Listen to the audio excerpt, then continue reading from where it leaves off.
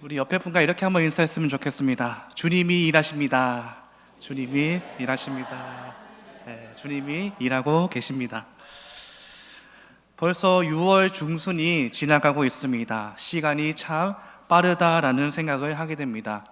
제가 작년 12월에 부임해서 왔는데 성도님들이 기도를 참 많이 해주시고 주변의 교역자들이 많이 도와주어서 빠르게 적응할 수 있었던 것 같고요. 정말 이제는 내 교회 같은 느낌이 너무 들고 너무 감사할 따름입니다. 오늘 이렇게 우리 봉사복지위원회 헌신 예배로 모였는데 전반기 동안 모든 부서에서 많은 수고를 하셨다라고 말씀을 드리고 싶습니다. 우리 교회를 보면서 성도님들이 정말 많은 봉사와 수고를 헌신을 하고 있구나라는 생각을 참 많이 합니다. 그런데 성도님들이 어떤 행사를 진행할 때는 정말로 확실하게 행사를 깔끔하게 진행하는 것을 보면서 우리 교회가 참 저력이 있다라는 생각이 들고 이제 오는 새생명 축제와 또 여름 사역의 기대가 참 큽니다. 오늘 많은 성도님들께서 성경학교와 우리 새생명 축제에 기도함으로 동참해 주셨으면 좋겠습니다. 오늘 본문은 우리가 잘 아는 여리고성 점령에 대한 본문입니다. 여리고 점령에 대해서 우리가 잘 알지만 거기에 숨은 의미를 함께 찾아보며 우리의 사역에 영적인 의미를 담은 봉사와 헌신이 되기를 주님의 이름으로 축복합니다. 오래된 유머지만 여리고성과 관련되었기 때문에 함께 나누는데요. 어느 날 담임 목사님이 주일학교에 들렀습니다. 마침 철수라는 아이가 앞에 있기에 그에게 이렇게 물었습니다. 여리고성은 누가 무너뜨렸지? 철수가 울상이 되어서 대답을 합니다. 아니에요, 저는 무너뜨리지 않았습니다. 그러자 옆에 놀고 있던 영희가 거듭니다. 목사님, 철수는 오늘 하루 종일 저와 함께 있었는데요. 목사님은 어이가 없어서 주일학교 선생님을 불렀습니다. 집사님, 내가 지금 철수에게 여리고성을 누가 무너뜨렸냐고 물어보았더니 자기가 그러지 않았다고 하는데 이게 도대체 어떻게 된 겁니까? 그러자 선생님이 정색을 하고 대답을 하죠. 목사님, 철수는 절대 여리고성을 무너뜨릴 애가 아닙니다. 제가 증명합니다. 아주 착한 애입니다. 기가 막힌 목사님이 이제 주일학교 위원장 장로님을 불렀습니다. 자초지정을 말해주었더니 그 장로님이 한참 동안 생각을 하시더니 이런 제안을 합니다. 목사님, 여리고성을 누가 무너뜨렸는지는 모르겠지만 우리 교회에서 예비비로 지어주시죠. 여리고성이란 주제는요, 아마 주일학교 때부터 혹은 성경을 읽으면 쉽게 접하는 주제라고 할 수 있습니다. 아마 모르면 간첩이라고 할 정도죠. 여리고성의 승리를 바라보며 우리 삶에도 하나님의 그 일하심을 경험하는 저와 여러분의 삶이 되기를 간절히 축복합니다. 교회적으로 새생명 축제와 교육부서는 또 여름 행사를 이렇게 준비합니다. 새생명 축제와 여름 성경학교를 준비하면서 저에게 주신 마음은 마치 여리고의 점령을 앞둔 여호수아서가 계속 묵상되었습니다. 오늘 우리는 6장을 읽었는데요. 5장에 보시면 여리고 전투를 앞둔 이스라엘 백성들이 전투 준비를 하면서 길갈에서 할례를 받습니다. 할례는 구별된다는 의미이고 영적으로 거룩함의 회복을 의미합니다. 우리가 이러한 영적인 큰 일을 감당하기 위해서는 구령의 열정뿐만 아니라 더불어 거룩함으로 나아가야 할 것입니다. 또한 새생명 축제와 이 여름 사역은 주님께서 오늘 우리에게 맡겨주신 일이라고 할 수 있습니다. 교회는 마땅히 전도와 선교 그리고 교육에 힘을 써야 합니다. 이처럼 여리고 점령은요, 주님께서 이스라엘에게 맡겨주신 일이었습니다. 이스라엘 백성들이 출애굽 이후에 40년이라는 세월이 걸려서 여리고 성을 점령함으로 이제 가나안에게 입성하게 되는 이 여리고는 승리의 자리이자 축복의 관문이라고 할 수 있습니다. 하나님께서는요, 여호수아 1장에 가나안 땅 정복에 대한 약속을 주십니다. 1장 3절에는 이렇게 말씀합니다. 내가 모세에게 말한 바와 같이 너희 발바닥으로 밟는 모든 곳은 내가 너희에게 주었노니 발바닥으로 밟는 곳은 너희에게 모두 주었노니라고 말씀합니다. 발바닥으로 밟는 곳이라는 것은요, 어떠한 진행의 의미가 있습니다. 앞으로 밟을 곳을 의미합니다. 너희에게 주었노니라는 것은요, 주었다라는 완료의 의미를 담고 있습니다. 이 완료 시제라는 것은요, 어떠한 일이 계속해서 영향을 주고 있는 그러한 시제입니다. 그러니까 약속으로 가나안 땅을 주시는 것이 약속으로 주어졌는데 그것이 아직 성취되지는 않았습니다. 언제 성취되는가 하면은 그 땅을 여호수아 일행이 밟아야 그것이 약속이 성취되는 것입니다. 그러니까 가나안 땅, 하나님께서 약속하신 땅은요, 하나님께서 약속하셨지만 내가 순종함으로 밟아야 이루어지는 것입니다. 그런데 이런 생각을 한번 해보는데요, 하나님께서 우리에게 약속을 하셨으면 분명히 주시는 거 아닌가라는 생각입니다. 우리 하나님이 신실하신 하나님이신데 오늘 우리에게 약속하셨는데 하나님의 때가 되면 기다리면 주시지 않겠느냐라는 그러한 생각입니다. 다시 말해, 내가 크게 무엇을 하지 않아도 하나님의 때가 되면 약속이 성취되는 것 아닌가라는 그러한 질문이죠. 이것은요, 반은 맞고 반은 틀렸다라고 할 수 있습니다. 성경에서도요, 하나님께서 내가 말했으니, 내가 약속했으니 내가 이룰 것이다 라는 말씀에 있습니다. 에스겔 36장 36절 말씀인데요, 우리 같이 한번 읽어보겠습니다. 시작. 너희 사방에 남은 이방 사람이 나 여호와가 무너진 곳을 건축하며 황폐한 자리에 심은 줄을 알리라. 나 여호와가 말하였으니 이루리라. 에스겔 36장은요, 이스라엘의 회복에 대한 말씀입니다. 무너진 곳을 건축하며 황폐한 자리에 심을 것이다. 여호와가 말했으니 이루신다라는 약속의 말씀입니다. 그런데 더 중요한 것은요, 그 다음 구절이라고 할 수 있습니다. 37절 말씀인데요, 같이 읽습니다. 시작. 주 여호와께서 이같이 말씀하셨느니라. 그래도 이스라엘 족속이 이같이 자기들에게 이루어 주기를 내게 구하여야 할지라. 아멘. 그래서 우리가 해야 할 것은 무엇입니까? 이것이 이루어 주시기를 구해야 함을 말씀하십니다. 그러니까 하나님께서 약속하신 것을 이루어 주시기를, 허락해 주시기를 우리가 간절하게 기도해야 합니다. 기도하는 것을 우리가 절대로 쉬지 않아야 합니다. 하나님께서 우리 교회에게 하신 약속, 또 가정에 하신 약속, 또 우리나라에 하신 약속들이 있습니다.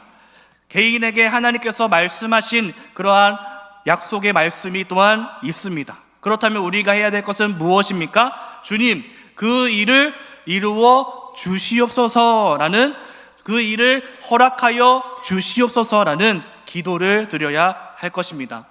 우리가 오늘 태신자 작정을 하였습니다. 새생명축제 태신자 작정을 하였는데요, 아직도 믿지 않은 영혼들이 우리 주변에 참 많이 있습니다. 구원받아야 할 영혼들이 많이 있습니다. 우리가 태신자 작정을 했다면 이제 우리는 그 영혼을 위하여서 기도해야 합니다. 성경학교도요, 계획이 다 갖춰졌으면 이제는 기도함으로 겸손하게 준비해야 될 시기입니다. 이처럼 여호수아에게 하나님께서 발로 밟은 땅을 주시겠다라고 약속하셨고, 그 약속이 성취되기 위해서 발로 밟으며 나아가야 한다는 것입니다. 자, 그렇다면요, 여리고가 어떻게 무너졌습니까? 철수가 무너진 게 아닙니다. 이스라엘 백성들이 하루에 한 바퀴씩 돌았습니다. 그런데 또한 돈다고 무너지지 않습니다. 단순히 돌았기 때문에 무너진 것은 아닌 것 같습니다. 흔히들 이제 전도하기 위해서 또 성전을 건축할 때 그 부지에 가서 땅밟기를 하는 경우들이 있습니다. 그래서 명칭을 여리고 땅밟기 이렇게 명하기도 합니다. 아마 이제 여리고성 이야기를 차용해서 그렇게 만든 것 같은데요. 여리고성이 무너진 직접적인 원인은 말씀에 따라 순종하며 돌고 양각 나팔과 함께한 함성이었습니다. 6장 4절 말씀을 같이 읽어보겠습니다. 같이 읽습니다. 시작. 제사장 일곱은 일곱 양갈 나팔을 잡고 그 앞에서 나아갈 것이요 일곱째 날에는 그 성을 7번 돌며 그 제사장들은 나팔을 불 것이며. 하나님께서 알려주신 방법이 7일째 되는 날은 7번을 돌고 나팔과 함께한 함성을 외치라고 말씀을 합니다. 6장 4절에 보면요, 양각 나팔이라는 단어가 등장을 합니다. 성경에 등장하는 나팔은요, 크게 두 종류가 있는데요. 하나는 양의 뿔로 만든 나팔, 양의 뿔로 만든 뿔 나팔, 양각 나팔이고요. 이것을 쇼파르라는 단어로 표현합니다. 다른 하나는요, 금속으로 만든 나팔입니다. 하초체라라고 하는 단어인데요.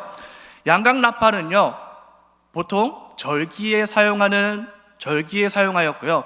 금속으로 된 나팔은 전쟁에 앞서서 주로 사용되었는데, 구약 성경에서는 이제 기계적으로 구분되진 않고요. 서로 혼용하여서 이렇게 사용되고는 합니다. 오늘 6장 4절에 나팔이라고 했을 때 쇼파르라는 단어로, 그 단어 자체가 그냥 나팔이 아니라 양의 뿔로 된 나팔이라는 뜻입니다. 6장 4절에는 양각 나팔이라고 이렇게 지칭을 하는데요. 히브리어 성경에 보면 쇼파르, 양각 나팔이라는 그 의미 앞에 요벨이라는 의미가 또한 붙습니다. 이 요벨이라는 단어의 뜻은요, 양의 뿔을 의미하는 단어입니다. 그러니까 이것을 보면요, 나팔이라는 단어가 양의 뿔로 된 나팔인데 그 앞에 양의 뿔이라는 단어가 하나 더 등장합니다. 그러니까 양의 뿔 나팔이 되는 것입니다. 아마 이렇게 표현했던 이유가 있을 것인데요. 이 요벨이라는 단어는요, 다른 곳에서는 이 단어가 희년을 가르치는 대로 사용됩니다. 레위기 25장에 희년에 대한 규례가 나오는데요. 희년은요, 7 안식년, 그러니까 7년 곱하기 7년 지난 49년이 지난 다음에 50년이 되는 해가 바로 희년의 해입니다. 그래서 50년마다 7월 10일을 기쁨의 나팔이라고 해서 이렇게 뿔 나팔을 불었습니다. 레위기 25장 10절 말씀을 같이 읽습니다. 시작. 너희는 50년째 해를 거룩하게 하여 그 땅에 있는 모든 주민을 위하여 자유를 공포하라.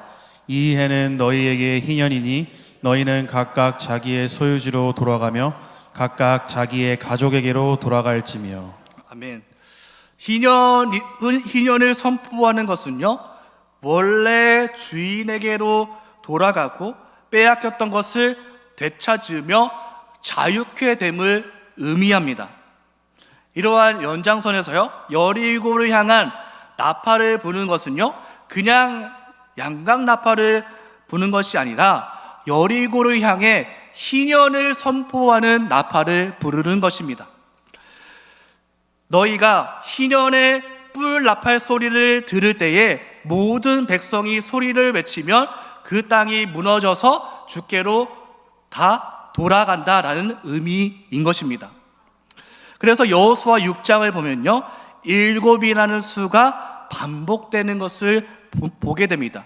그래서 거기에 희년의 의미가 숨겨져 있는 것입니다. 이스라엘이 그 땅에 들어가면 그 땅은 여호와께로 돌아오게 되는 것입니다. 그 영적인 전쟁에 앞서서 하나님은 그곳을 향해 희년의 나팔을 선포해 주셨습니다. 그 가나안 땅이 주께로 돌아올 것이다 라는 의미의 나팔과 함성인 것입니다. 거듭 말씀드리지만요, 교회적으로 이제 영적인 전투를 앞두고 있습니다. 그때에 영혼들을 향한 희년의 나팔, 주일학교 자녀들을 향한 희년의 나팔을 선포합니다.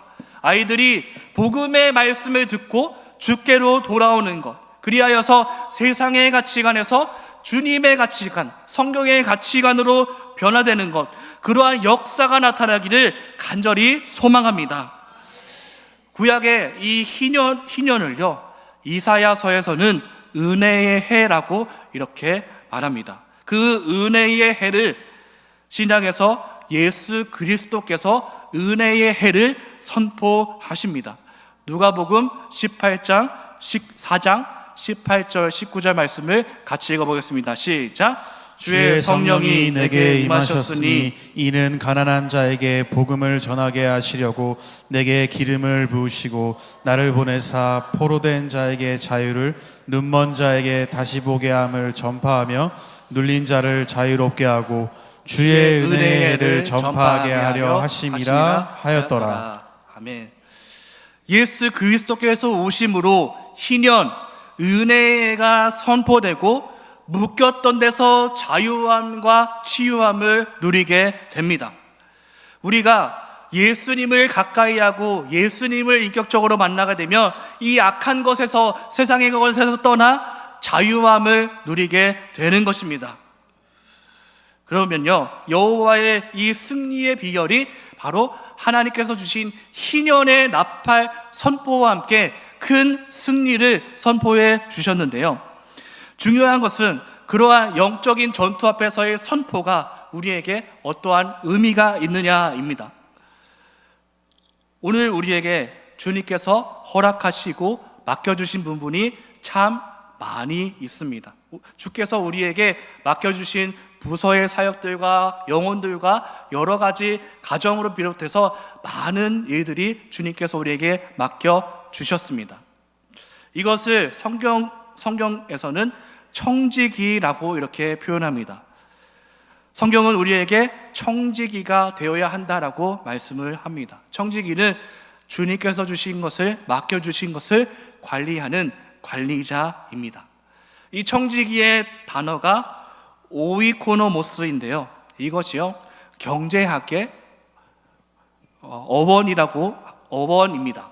특별히 우리는요 예수 그리스도를 믿는 자로서 개신교 윤리를 우리가 알아야 합니다.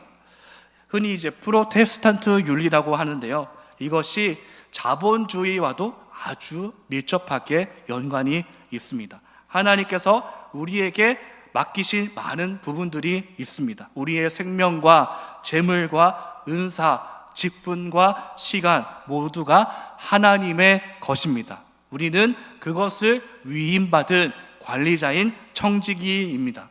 청지기, 관리자는 주님의 뜻대로 움직이며 최선을 다해 그 직무를 감당해야 될 사명이 있는 것입니다. 즉 맡겨주신 것을 소홀히 하는 것이 아니라 맡겨주신 것을 최선으로, 헌신으로 제대로 관리해야 하는 것입니다. 즉 우리는 모든 것이 주님으로부터 옴을 믿고 따릅니다. 이것이 하나님 중심 신앙 생활입니다. 이러한 자세로 매일의 삶에서 근면성실하게 사는 것이 개신교 윤리이고 이것이 바로 자본주의 정신입니다. 하나님께서 오늘날 우리를 통하여서 많은 일을 감당하십니다. 맡겨주신 일을 우리가 최선으로 충성으로 감당해야 될 사명이 우리에게 있습니다. 그때에 먼저는 우리의 맡겨주신 일 가운데 영적인 전투에서 영혼들이 묶였던 곳에서 풀어지며 자유케 됨을 누리는 희년을 우리가 선포합니다. 그 희년의 나팔을 선포했다면 우리는 개신교 윤리처럼 성실하게 그 맡겨주신 직무를 감당해야 할 것입니다. 우리 봉사복지위원회 안에 봉사부와 의전부, 비숍맨 카페, 구제, 장학, 교통, 대봉사, 엄마아기 학교, 시니어 등이 있습니다. 여기에 정말 많은 섬김들이 있었다라고 생각이 듭니다. 전반기에 하나님의 은혜로서 이 귀한 사역을 충실하게 감당해 왔고요. 또 우리에게 하반기의 사역에도 충성으로 감당하는 각 부서가 되기를 간절히 소망합니다. 뿐만 아니라 우리 모든 성도님들 영적인 전투를 우리가 할 때에 희년을 선포하고 기도함으로 우리가 그 직무들을 맡겨주신 자리에서 최선으로 우리가 감당할 때 하나님의 역사가 우리와 우리 가정과 우리 교회를 통해 이루어지실 줄 믿습니다. 이렇게 우리가 날마다 영적 전투에서 뒤처지지 않고 움직이며 선포하며 믿음으로 나아갈 때 하나님의 귀한 역사가 우리 교회를 통해 이루어지고 우리 교회가 정체된 교회가 아니라 움직이는 교회가 되어서 귀한 영혼들을 주께로 올리고 교육하며 전도하며 선교하는 귀한 역할을 감당하는 주의 몸된 교회가 되기를 간절히 소망합니다. 기도하겠습니다. 은혜와 사랑의 하나님, 오늘 봉사복지위원회 헌신 예배를 드리며 여호수아서의 영적 전투를 묵상케 하심에 감사합니다. 전반기 주께서 은혜로 몸된 교회를 이끌어 주심에 감사하며 그 모든 것이 하나님의 은혜임을 고백합니다. 하반기에도 은혜로 붙들어 주시고 교회적으로 영적 전투를 향해 나아갈 때에 우리에게 여리고의 승리를 허락하여 주시옵소서. 더욱 겸손히 주님을 의지하며 기도하는 교회 되게 하시고 영혼 구원과 주일학교를 잘 세워가는 귀한 교회 되게 하여 주시옵소서. 우리에게 승리케 하실 예수 그리스도 이름으로 간절히 기도하옵나이다. 아멘.